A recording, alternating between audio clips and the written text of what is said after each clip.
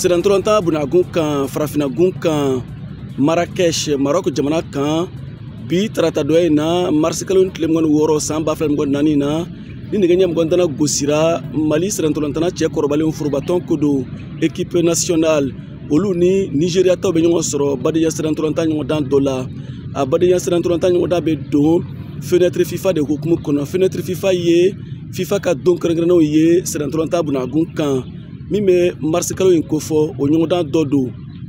ɲɔgɔndan nafa ka bon kosɛbɛ n'i b'a dɔn ko Nigeria de kɛra farafina ŋana dankan ye CAN kɛnɛ kan Côte d'Ivoire kaw fɛ yen février kalo tɛmɛnen na final kɛnɛ kan Nigeria bina Côte d'Ivoire ɲɛkɔrɔ cili 2-1 Côte d'Ivoire kanu na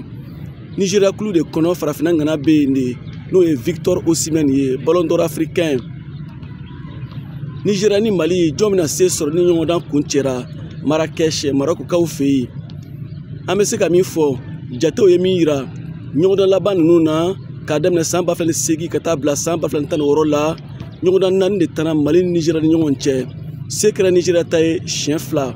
Mali ye se sɔrɔ Nigeria kan siɲɛ 1 filanibin 1 o bɔra a la an ka 20h ma kɔnɔ n'o ye nɛgɛ ɲɛ 20 waati ye k'a dɔn jɔn ye se sɔrɔ Nigeria ni Mali ni ɲɔgɔn cɛ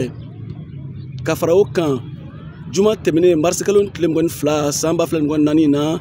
Mauritanie ɲɛkɔrɔ Mali ye se sɔrɔ Badenya serantolanta ɲɔgɔndan 2nan na min bɛ fenêtre FIFA ko fɔ o ɲɔgɔndan tana Marrakech Maroc jamana kan cili 2 o kɛra Mali ta ye kanankolo Mauritanie y'o sɔrɔ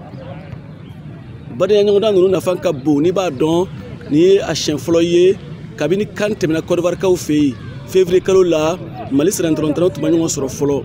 a bɛna kɛ sababu ɲuman ye u ma ka d'a kan u bɛna labɛn caman sabati ka coupe du monde 2026 éliminatoire makɔnɔ minnu ka kan ka daminɛ ko kura juin kalo nata la ka d'a kan u t'u sonsorilen don ka sababuya kɛ CAN ko ye VOA Bamara tɔgɔ la Bamakɔ Siaka Traoré ka laseli don